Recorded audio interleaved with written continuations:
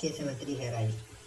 கேசவர்த்தினி அப்படிங்கிற மூலிகையை வந்துட்டு மூலிகை மந்திரம் ப்ராப்பராக சொல்லி அதை கட் பண்ணி எடுத்து அதுக்கப்புறம் அதை லேசாக உலர்த்தி அந்த மூலிகையை வந்துட்டு மரச்செக்கு தேங்காய் எண்ணெயில் வந்துட்டு போட்டு லோ ஃப்ளேமில், ரொம்ப கம்மியான ஃப்ளேமில் அதை லேசாக வந்துட்டு சூடாக்க விடணும்.